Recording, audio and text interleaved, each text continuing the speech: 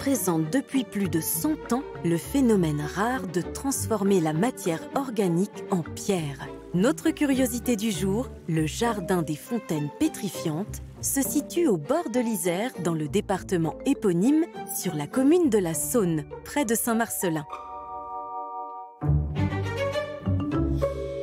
Nous avons des sources pétrifiantes, une quinzaine de sources qui alimentent notre jardin et qui vont créer des structures alliant le minéral et le végétal qu'on appelle des fontaines pétrifiantes. Ici, l'eau rendue acide par le sol se fraye un passage dans des roches calcaires, se charge de sédiments et de CO2 jusqu'à jaillir sous pression à l'air libre.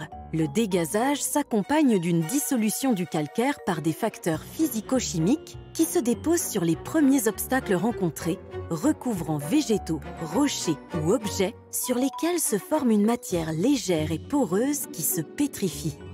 Cette eau, elle coule toute l'année avec le même débit, donc nous avons toujours des cascades, des fontaines pétrifiantes et des bassins remplis d'eau. Sur ce territoire isérois, les curiosités à découvrir ne manquent pas et d'autres surprises vous attendent à quelques minutes de ce jardin. Ce qui est exceptionnel chez nous, c'est le taux de calcaire de notre eau. Il n'y a que 6 endroits en France avec des sources aussi pétrifiantes que les nôtres, c'est-à-dire avec un dépôt calcaire aussi important chaque année. Donc là, nous avons des fontaines pétrifiantes qui grossissent de plusieurs centimètres par an, ça veut dire entre 6 et 10 cm. Cet écrin féerique de découverte et de détente va à coup sûr révolutionner votre approche de la chimie et des minéraux.